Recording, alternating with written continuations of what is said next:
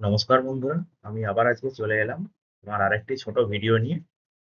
Just দুটি সংজ্ঞা আজকে পড়াবো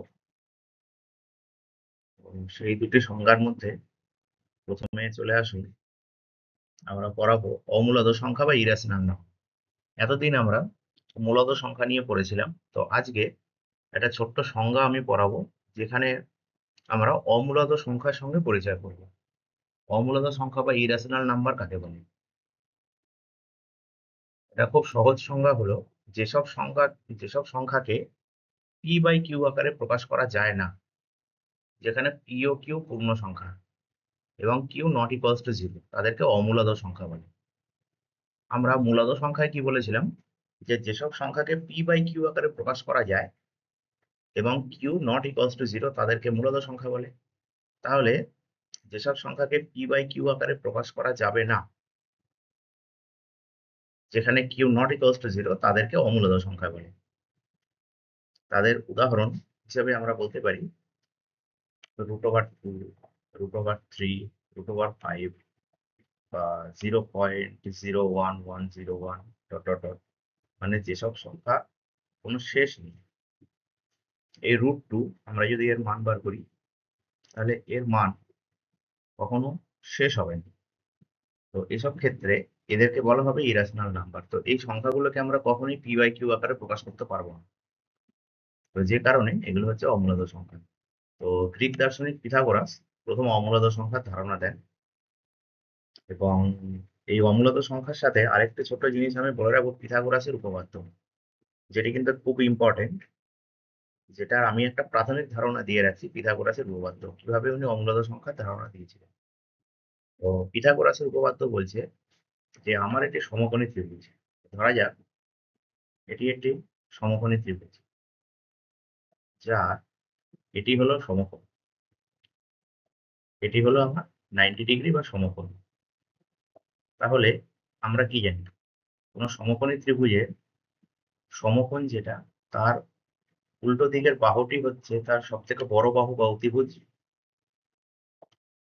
আর বাকি দুটির মধ্যে একটি হবে লম্ব আর একটি হবে ভূমি। তাহলে পিথাগোরাসের উপপাদ্য বলছে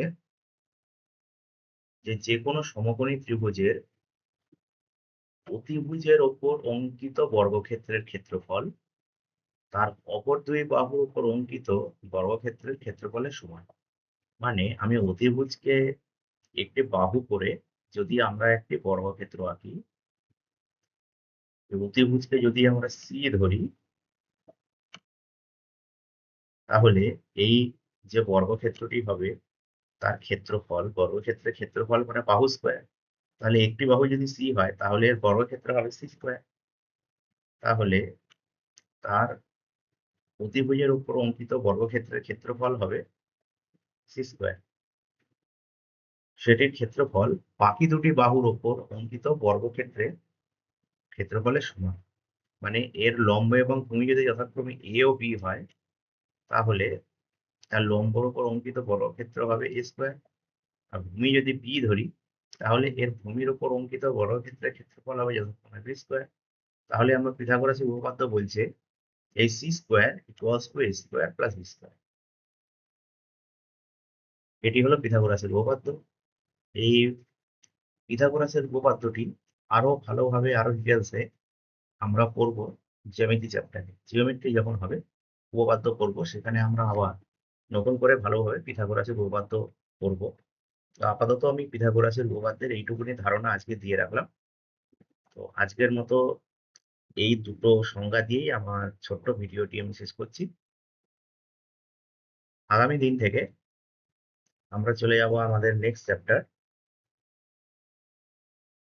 আজকের আমাদের আমাদের আজকের মতো এই চ্যাপ্টারটি শেষ। তোমরা যদি আমার এরকম আরো ভিডিও দেখতে চাও, তাহলে আমার ম্যাথস উইথ গৌতম চ্যানেলটাকে তোমরা লাইক এবং সাবস্ক্রাইব করবে এবং বন্ধুদের মধ্যে শেয়ার করবে। তোমরা আমাকে আমার ইউটিউবে খুব সহজে @কম্পিটিটিভ ম্যাথস ইন বেঙ্গলি নামে খুঁজে পাবে। আজকের মতো ভিডিও এইটুকুনি, পরের দিন চলে আসবো নতুন চ্যাপ্টার নিয়ে। নমস্কার।